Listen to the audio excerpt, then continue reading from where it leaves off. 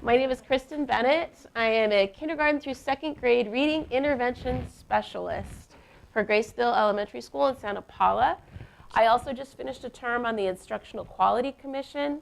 So I served on the Language Arts Subject Matter Committee, and I did get to help with writing the framework, with editing and some of those things as well. And there's one very quick but important piece or little thing I need you to do. For this URL, this last one right here that looks like an L, it's really a capital I that does not have its hat and shoes on. So it does not matter if it's capital or lowercase, but it does matter if it's the letter I.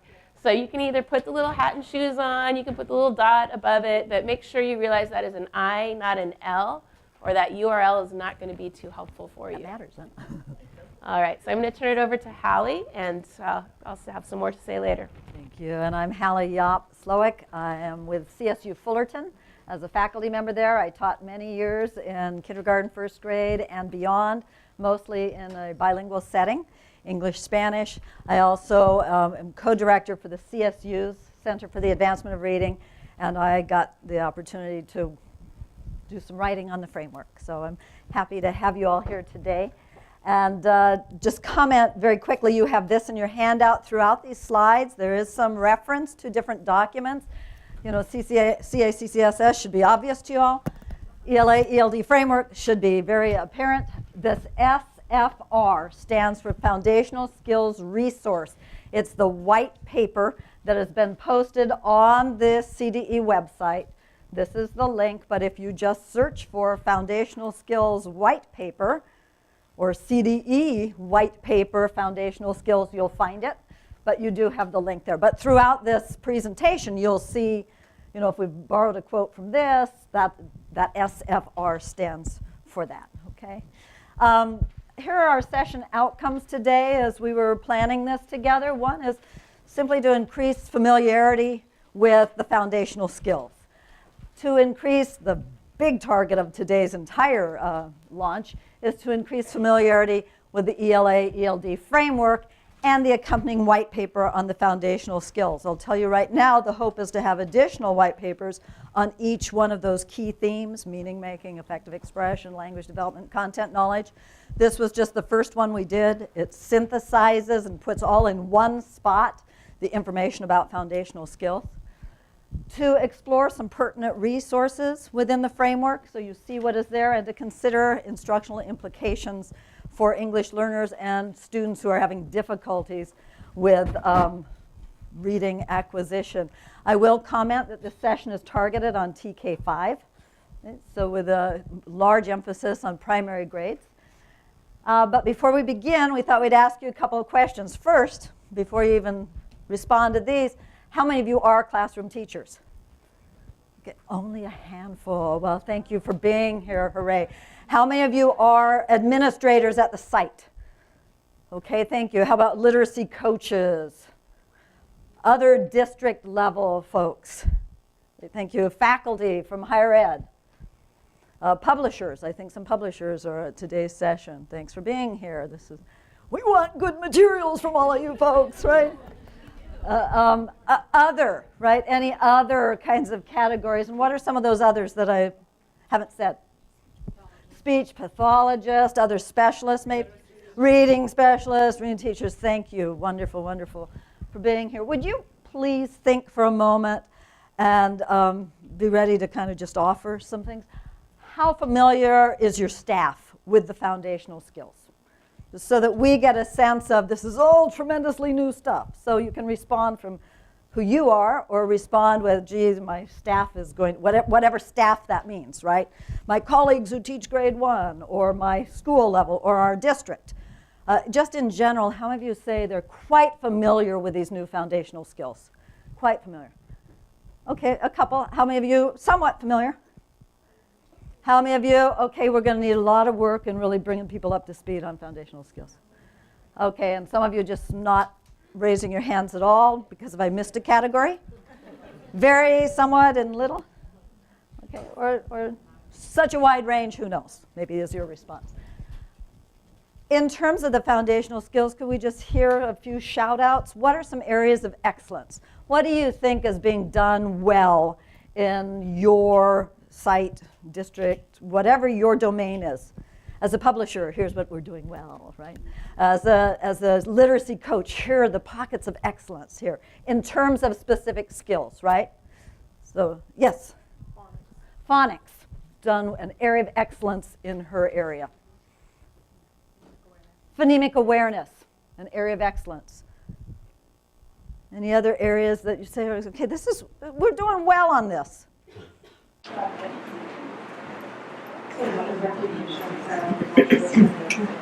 Okay, great, thank you. Did you have a hand up? It's not classroom instruction, but we're offering a lot more PE for our teachers to help them understand the foundation skills and how to teach them. Thank you. Making the curriculum systematic and explicit. Thank you. How about some areas that you think in my area are in need of some more attention? Shout out any. The mystery of decoding? Mastery. Mastery or mystery, right? For some of us, it's more of a mystery than it is a mastery. Yeah, okay. Because they can do it in isolation and continuous text. It's more. Thank you. I see a lot of head nods. The assessment of where they are. Great. What else? Struggling readers and closing the gap kids who have no prior school background. The role to give in primary language instruction in different contexts. Thank you. I'm going to tell you there's advice on all of that in the framework, and we are going to be tapping on many of those areas today. But of course, this is an hour and 15-minute big picture overview where we'll drop in some very specifics. We're also going to provide just a kind of quick look at and highlight some particular things about the standards and the foundational skills. And then in the last third of our session here, we're going to distribute more handouts that have specific text within the framework to think about, oh, okay, that idea is there. Oh, okay, this is what I want to share with my staff.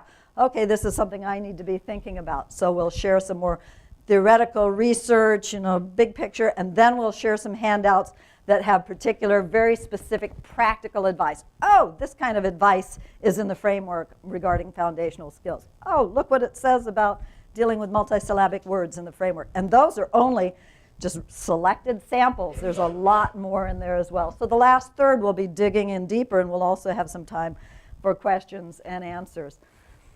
We're just reminding you with this graphic that we spend a lot of time throughout the framework and certainly across all the sessions today talking about these 5 key themes and some other really pertinent areas like assessment, like leadership, like equity and access, like ELA, designated and integrated ELD, and so forth. This session is focusing, here we go. And they're all interrelated, right? We really can't treat any of them in isolation, any of them, including foundational skills. And I hope by the end of the session you are completely convinced of that if you're not already convinced of it. Today we're zooming in on foundational skills in this session. And I would like to share with you, remind all of us, and tell you what the framework says is the ultimate goal of the ultimate goals of the foundational skills. I'm going to read it. To rapidly and accurately recognize and decode printed words in meaningful, connected text. So when you said they can do it in isolation, but they're not doing it in connected text. And to nearly effortlessly record ideas in print. These contribute to students' ability to independently engage with and use printed language for their own purposes. It's about being able to decode the messages that are represented by the symbol system, the alphabetic system, and it's also about being able to encode our ideas and information and wishes by using that same system. So it's both the decoding and the encoding. And so the point is about meaningful, to be able to use it to gain meaning from text and to express meaning.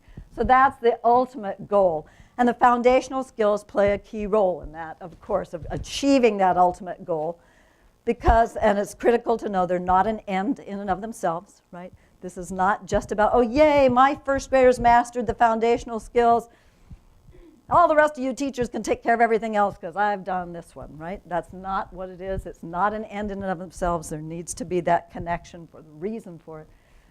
I also need to add that we do know that, in fact, even though some kids struggle with those foundational skills, that comprehension is often a bigger problem that we face as an educational community, especially as we go up the years. There are kids who can decode well, but can't construct meaning, right? Can't make meaning, can't gain meaning, can't construct it, can't put it themselves. And that, in fact, these other issues play really critical roles in being able to make meaning. So it's the foundational skills are important means, but they're not the end, that some of these other things even play more significant roles as we move up the grade levels in particular.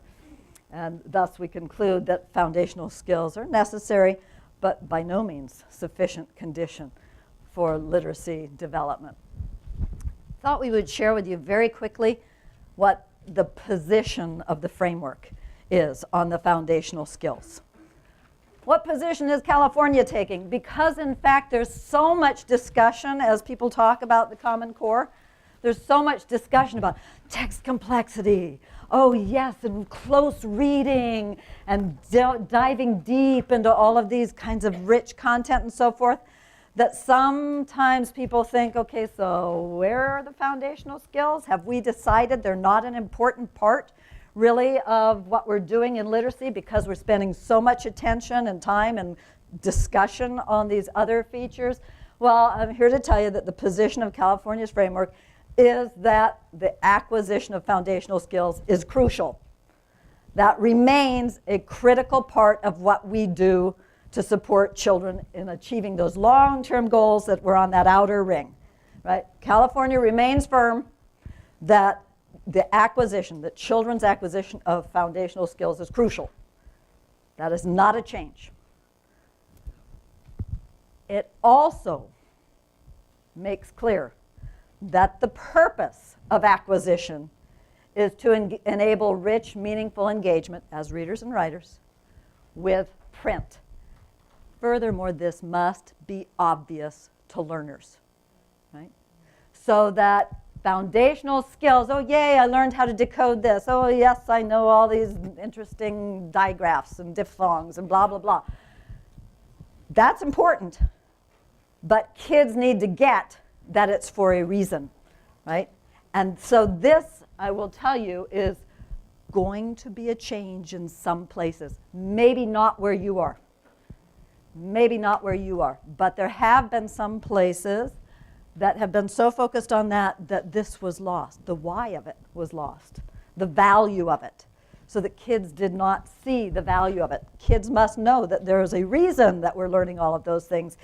And that reason is richly connected to who I am and what I want to learn and what I want to express. Here's some more aspects of California's position on the foundational skills, the framework's position. And that is that instruction should be thoughtfully sequenced and implemented. In other words, it is not haphazard. It is not, well, today I think I'll deal with blends, woohoo, right? Because there's a flower blooming. So I'm going to deal with the FL blend. Now, do we ever make those kinds of connections? Yes, because we are responsive. But in fact, the foundational skills must be carefully sequenced. They go from less complex to more complex. And so the framework is asserting very clearly, and our publishers certainly have this message, that there needs to be the systematic sequence of from the easier to handle to the more complex, because English is in fact a complex orthography. Right? And we know that research has much to offer on this, and so we tapped into that research.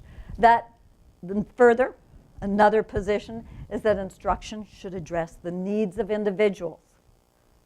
And so therefore, we must differentiate. If you come into kindergarten already knowing the alphabet and you get to do a letter a week for all of your kindergarten year, that's a problem. That's not differentiation. If you come into first grade already reading multisyllabic words, and you get to sit in a classroom with a teacher who's teaching how to sound and blend CVC words, that's a problem. So this framework asserts very clearly we've got to be addressing the needs of kids, and so therefore differentiation is a must. The implication being you can't teach foundational skills to the whole 30 of your students and be expecting to be meeting needs. Right? And that theme is going to come up again and again and again as we talk this afternoon. That there must be a system, and multiple systems of support available to kids. If we're going to address the needs of kids, this can't be Renee, who's the first grade teacher, doing it all on her own. There's got to be some support, some systems, and so all you reading specialists and literacy specialists and all of you people who play those kinds of roles, that's you. All you administrators getting those systems set up so that Renee can do her job in supporting the learning of all those kids. That formative assessment is critical, so we need teachers who are skilled in formative assessment, so that Chapter 8 is going to be really important in the framework, how to do formative assessment, what it looks like. And finally, a fifth, so I'm saying here's the positions of the framework on the foundational skills. They're crucial. They're for a reason. That must be obvious to kids. It should be thoughtfully and sequentially implemented. It should address the needs of individuals. And finally, that the other key themes must also be addressed. In other words, teaching the foundational skills cannot be done to the exclusion of those other key themes: meaning making, effective expression, language development, and content knowledge. In other words, the kindergarten, the first grade, the second grade teacher cannot fill their day exclusively doing foundational skills, as important as those are. Right? You cannot possibly do that. That is to poorly serve students, especially down the road when we realize that things like content knowledge and vocabulary and other language are such heavy hitters in progress and success in literacy. Hallie, yes. I think that does an exceptionally big disservice to our EL students, because they learn that reading is nothing more than decoding a set of sounds and that you're not supposed to make meaning out of things. Mm-hmm. So I think that's really a key point. And in fact, speaking of English learners and foundational skills, there are a couple other key points that we need to say from the get-go before we get into some of the details.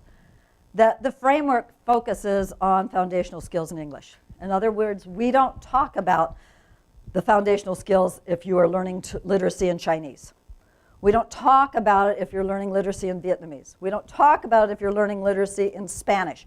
Or in ASL. Right? There are documents that are being developed about what do foundational skills look like in each of those other languages, in many other languages. Right? But this framework is, what are the foundational skills in English, and how do we support those? More on that. So even though it's about foundational skills in English, it's important to know that research is showing that those same foundational skills actually hold true across a lot of languages, particularly alphabetic orthographies, right? Other languages that use an alphabet as their printed system. So when we talk about phonological awareness, and you have a child who is learning to read or has learned to read in Spanish, many of the same principles apply because that is an alphabetic system, right? That English learners need support if they're learning the foundational skills in English. What do we need to think about? We need to think about their previous literacy experiences, right? I'm not just popping you into this class of 25 kids and teaching you without being aware of what your previous literacy experiences were in your primary language. There is a difference if you already know how to read in your primary language and now you're coming over and you're learning English, than if you are not someone who has had literacy experiences in your primary language and are now learning it in English, right? That oral language proficiency in the primary language will impact. That how closely your primary language is related to English must be considered.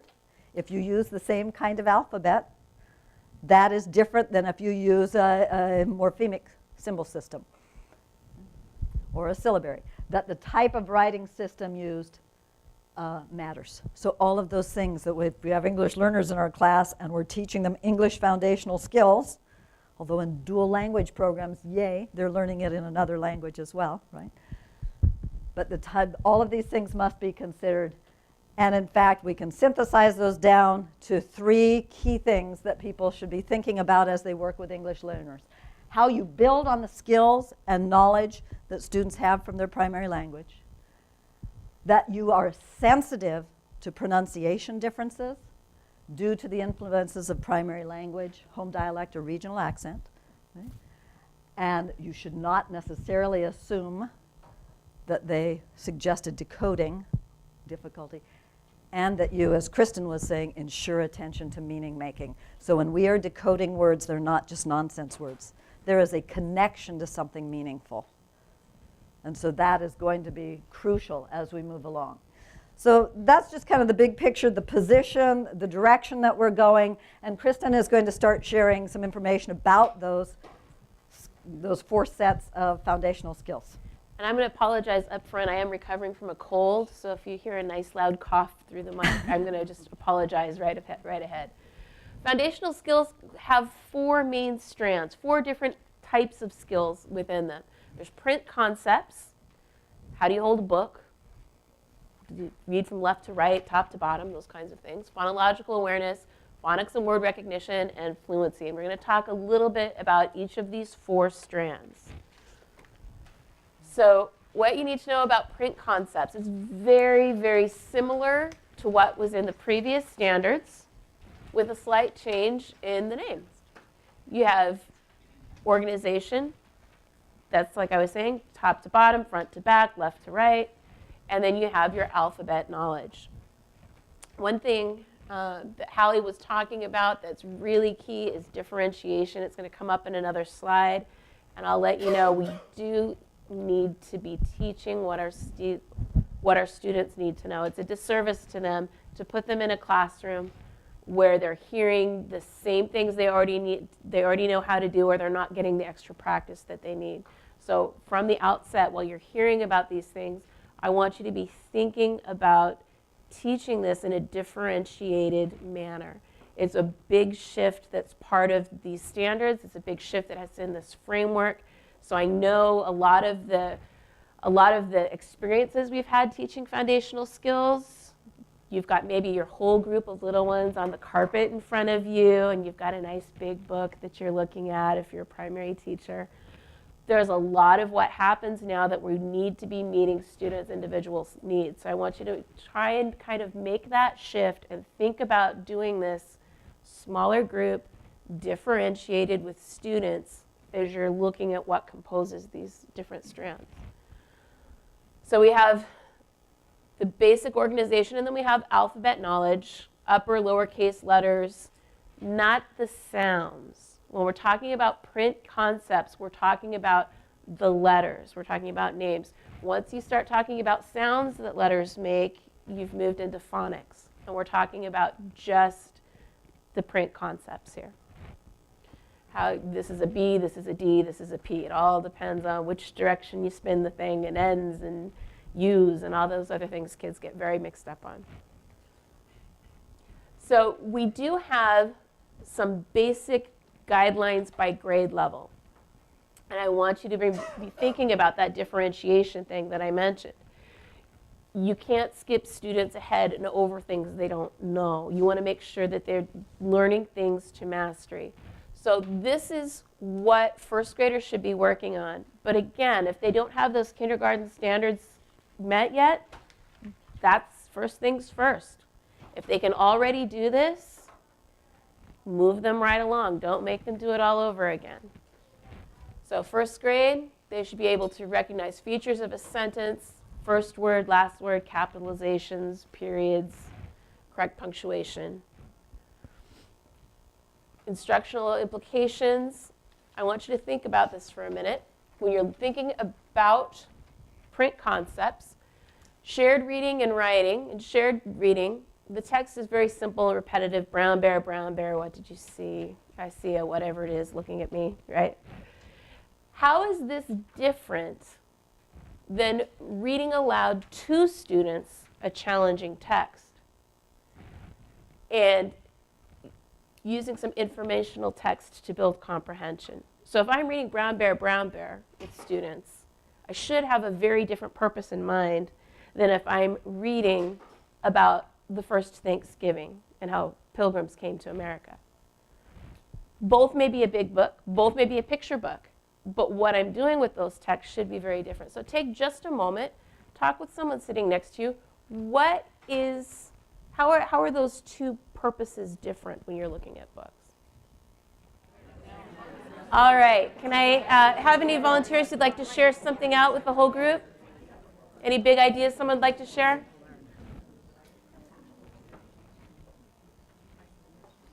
Any ideas? Thank you. You felt that it was more content versus structure, because you're looking at the patterning is brown bear, but like the other text you would be looking more for the content. So you're going to be looking at content. Students need both. So as Hallie was saying, you need to make sure that you're not teaching those foundational skills totally in isolation. You don't want students to be like, oh, I can rattle off all these different diagraphs on flashcards. I'm done. I don't have to do anything else with them. You want to make sure they can do things in context. So with brown bear, you're maybe tracking, pointing word to word.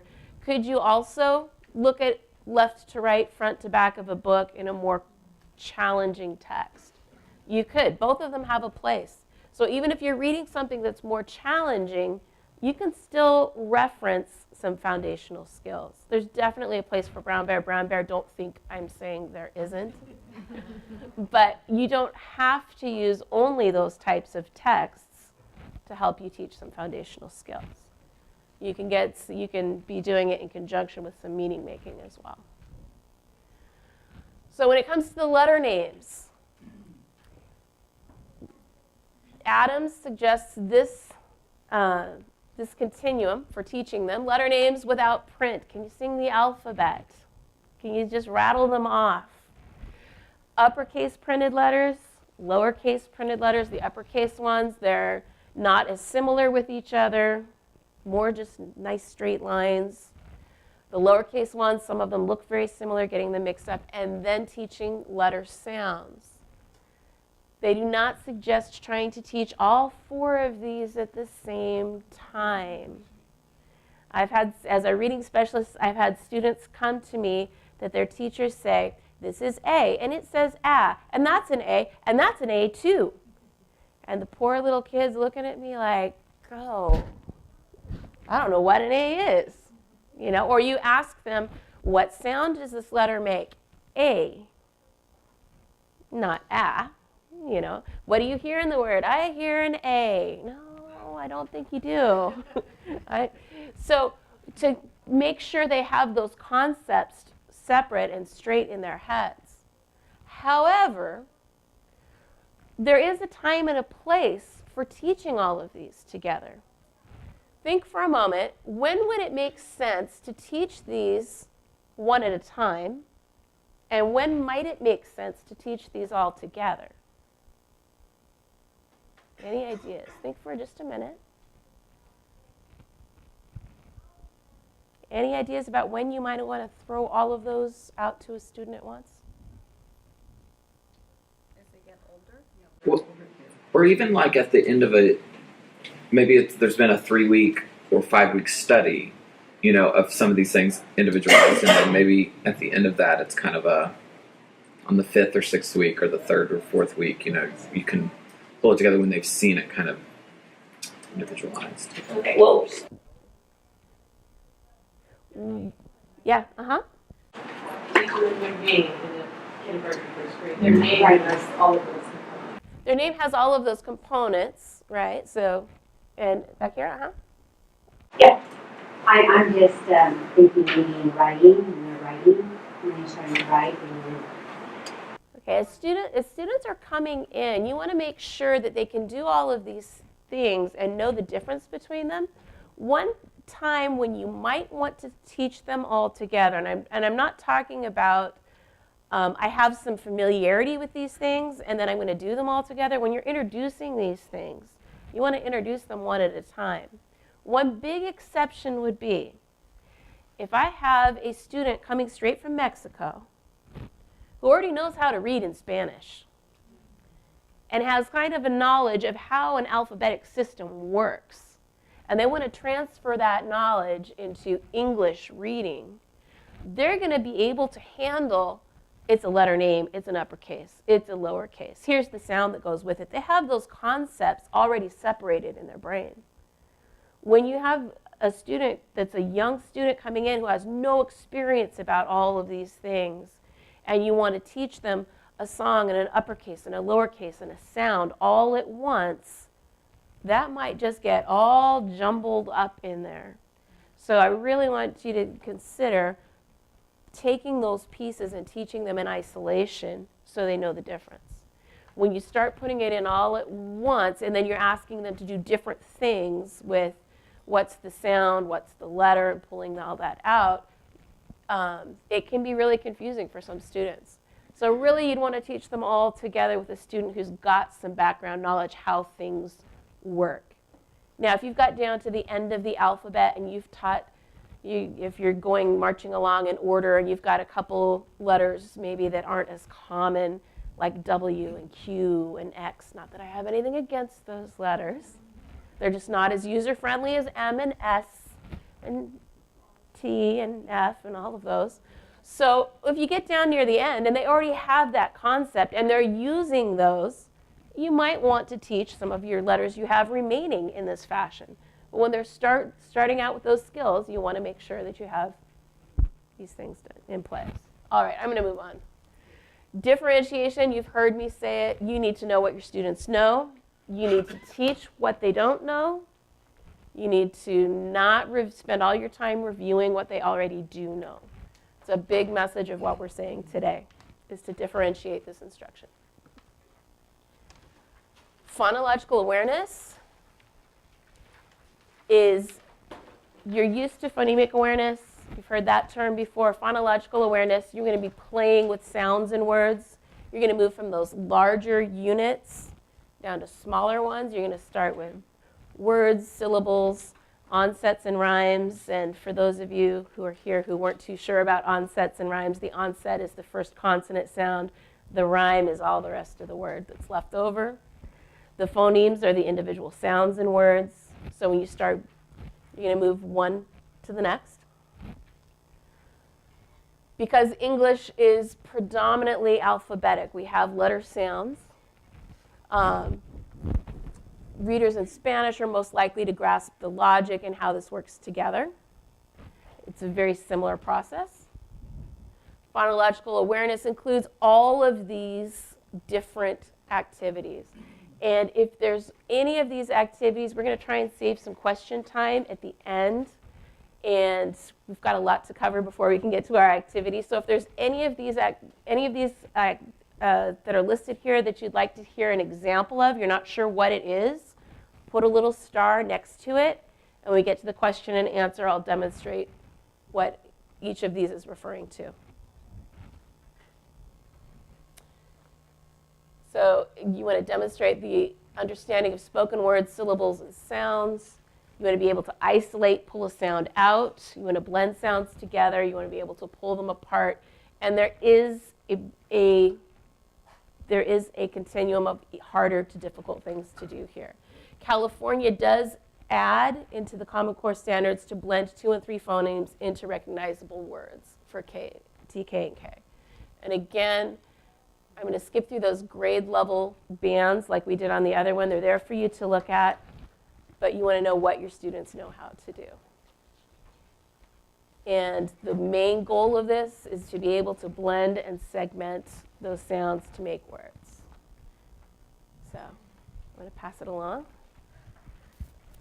So let me just say we could do multi-day workshops on just print concepts, couldn't we?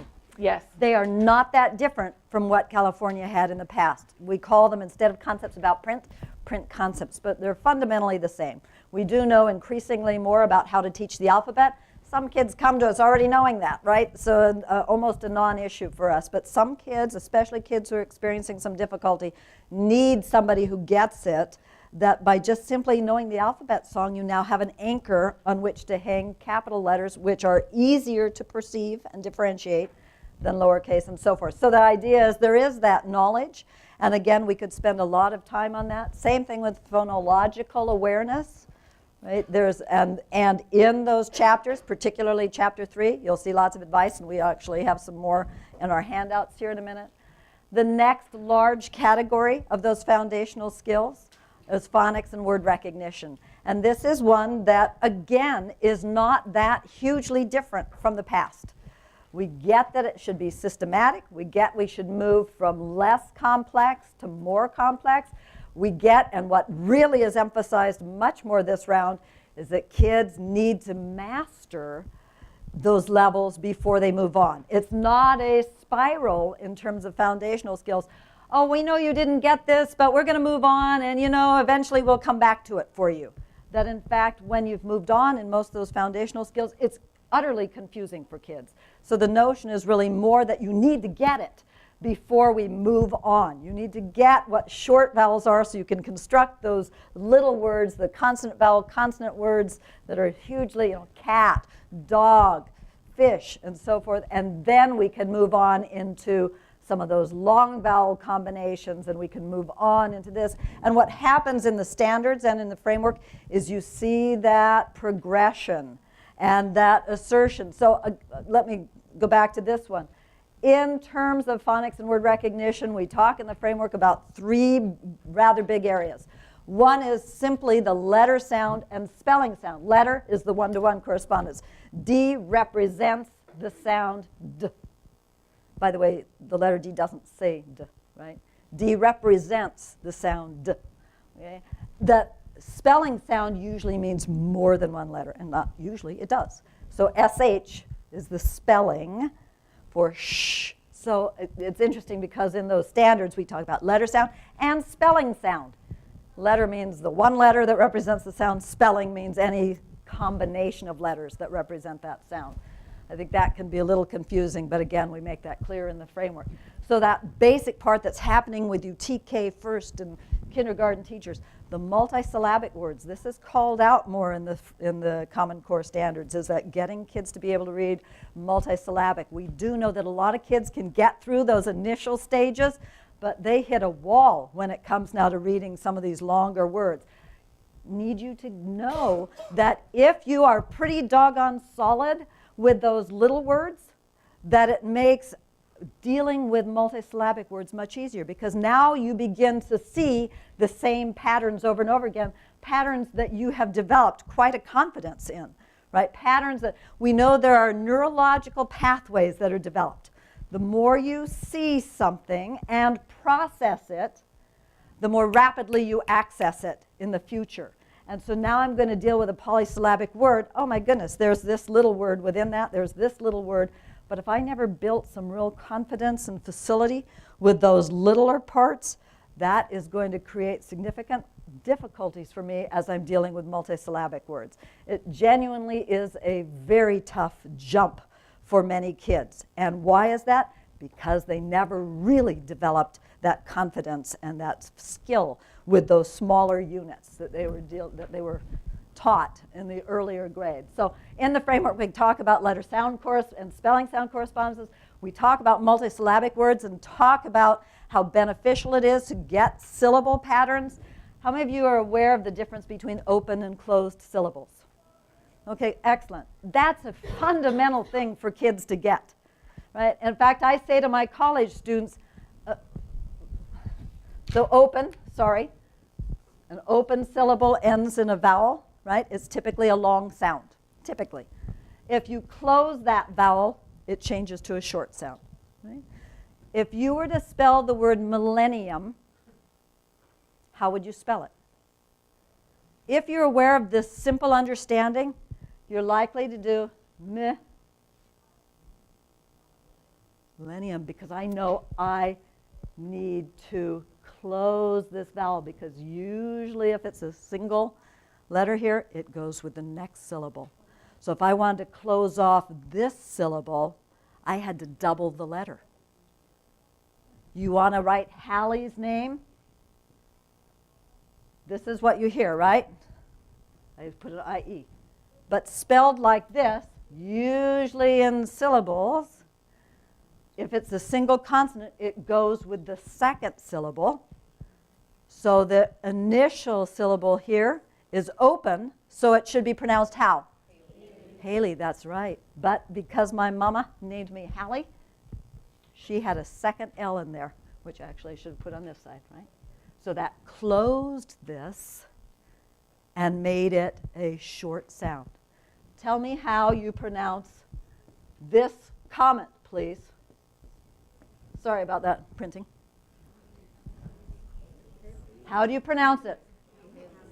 Nah, it's Halley's. Sir Edmund Halley, right? And you know that. Now, people spell things funky all the time, right? I mean, they just say, I'm going to name my child Teresa, and they spell it X-Y-N, right? Okay, you have a right to do that. Go for it.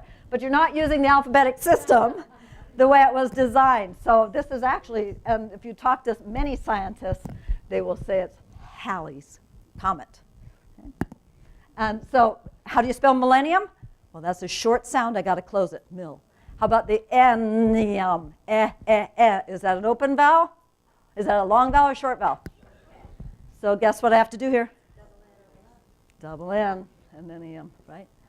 So just by whether you choose to double the L and double the N, it tells me, well, one, some of you just get it intuitively. Guess what? A whole lot of kids get it intuitively. But some kids need that explicit attention on what it means. If we're going to read multisyllabic words, oh my goodness, we could do, I teach reading methods courses at the university. We could do days upon days upon days upon days as I work through how the code works and how you systematically build from less complex to more. The framework says that's what we need to be doing. The framework gives some examples of that. The framework tells the publishers those are the materials you must provide so that you, as a kindergarten teacher, don't need to try to invent the entire curriculum yourself and know all of that. Okay? So the framework then also says, as we think about phonics and word recognition, based on what those foundational skills are in the Common Core, we're doing the top bullet, we're doing multisyllabic words, thinking about how syllables work. It's actually quite handy. Thinking about morphemic units, right? When you see un at the beginning of many words, the first thing you should think of is that the unit that means not?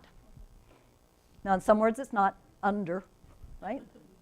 But unable, unhappy. There are many times when it's very handy to know, and in fact really helps students then unlock some of those longer words. And then finally, there are also sight words, because guess what? English is a y'all-come language, and we borrow words from many other languages. And so some of them come with spellings that don't match what we have done in the English alphabetic orthography. And so part of instruction in phonics and word recognition is looking at sight words.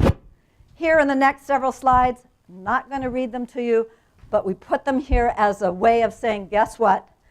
Here's what's addressed typically in K, typically in first, typically in second, typically in third. That's the continuum.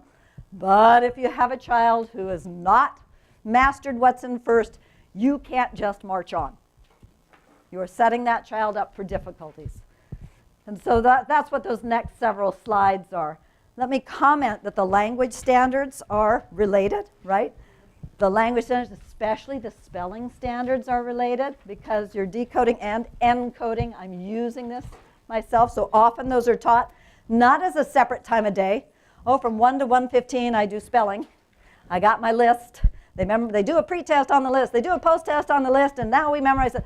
Spelling is taught as a way of understanding how that code works. And so it works very nicely in conjunction with learning how to read those words, how to decode those words. By the way, I'll also add, notice here, in the spelling standards within the language strand, it also talks about morphemic units. And so guess what? Now it's also tied to the vocabulary standards. Right? So it's all very connected together. And then, of course, there's a sight word continuum, learning some sight words beginning in kindergarten. one of the comments that one of the ideas that we'd like to point out here is that in the kindergarten standards, it uses the term sight words. Children will learn some sight words, right? Common sight words. And then from every grade after that that talks about sight words, it says irregularly spelled sight words. Why might that be? I hear you said it. Say it again.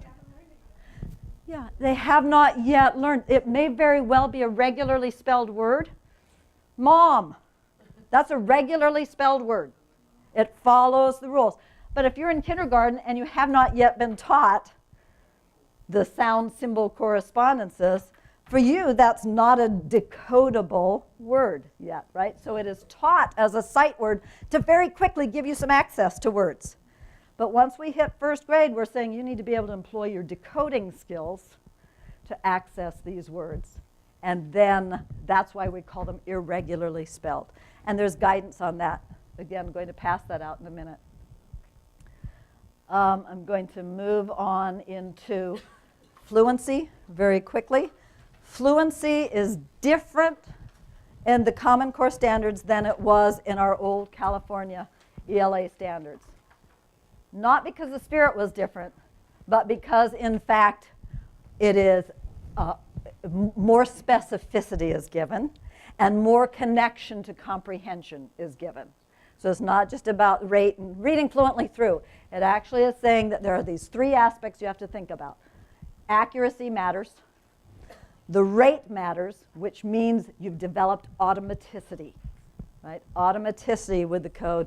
And prosody, which means that you have that more natural kind of set phrasing and expression. And so again, there's guidance regarding each one of those aspects, and that goes all the way up through the grade levels. We know that there is a link, by the way, between comprehension and fluency.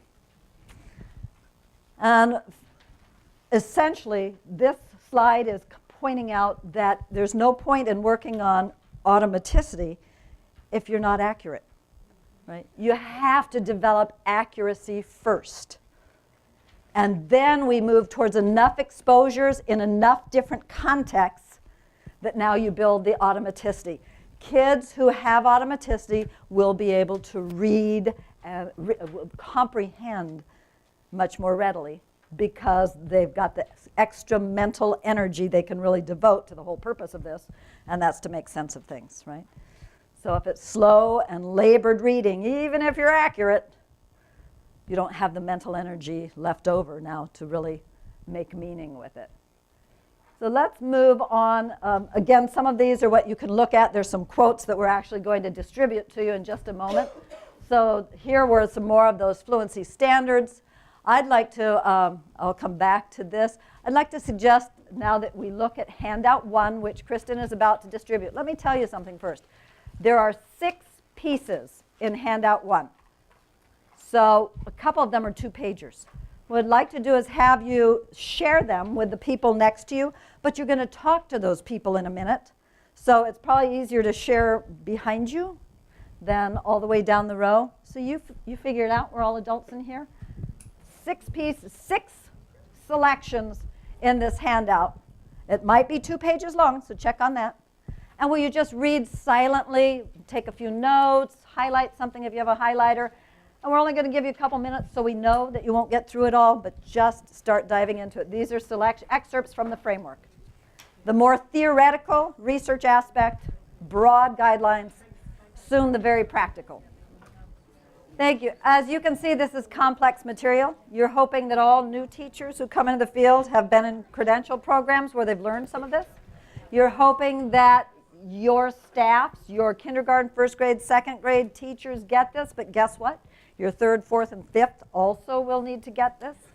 You also know that some people at secondary school, some of the educators at the secondary school need to have a pretty solid grounding in how this works. So these were some theoretical, broad suggestions here. And what I'd like to tell you is, you know that site, that bit site that Kristen corrected for you? All of the handouts. So if you didn't get to see all of these are on that site. So you can see what your peers were reading and so forth.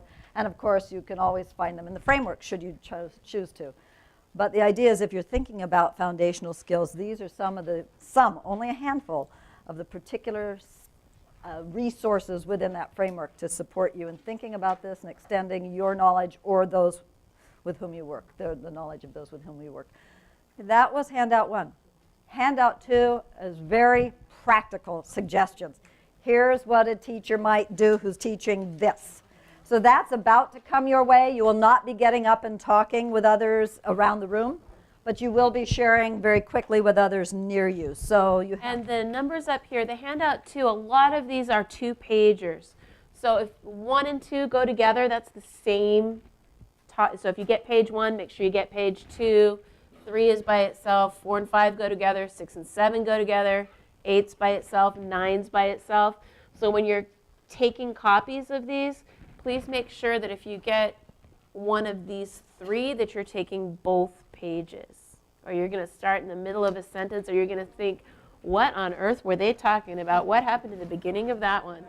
Thank you for all the conversation. All that was a teaser for what you might find, what you will find in the framework. And just as I commented on the previous set of handouts, these 2 are on that site so that you can find these if you'd like.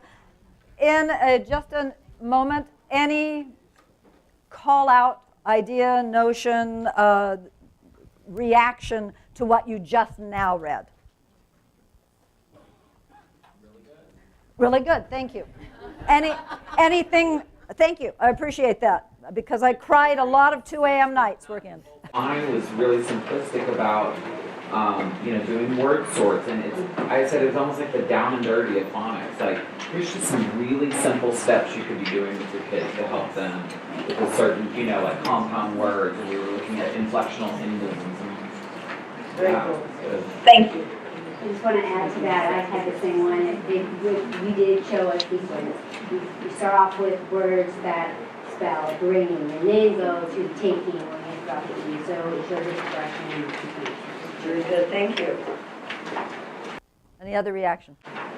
Focus on meaning. Isolation, but always going back and bringing them back to meaning. Thank you. And especially with ELs, who you're teaching decoding in English. You've got to make sure that a connection with meaning is made. But you also, as you read in the handout 1, that memory trace between the orthographic or the visual, right? The phonological, or what it sounds like, and the semantic, the meaning, that those all need to be tied so that when you see a word, when you hear the word finish, orally spoken, we all, access meaning right away, that you access that also in print. So very cool.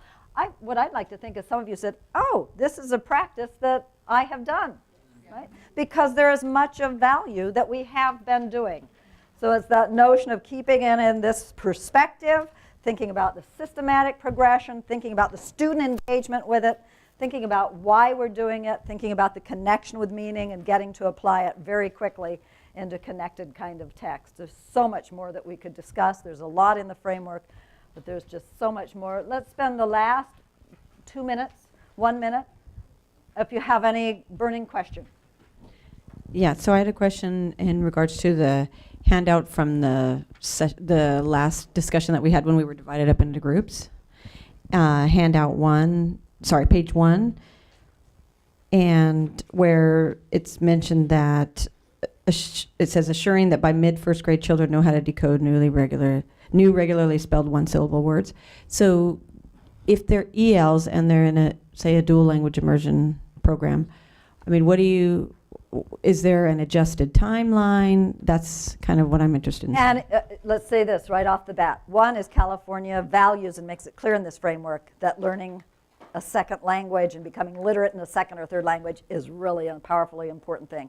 I would tell you very quickly in terms of dual language, one must sit down with whoever is creating that curriculum and say, where's the overlap? What do we already know? What are we emphasizing first? What are we emphasizing second? In terms of languages, is there co-development of that? So I would have to tell you, it depends on how you choose to lay that out. Some programs spend a lot more time developing literacy in one language and then sweep in the next language.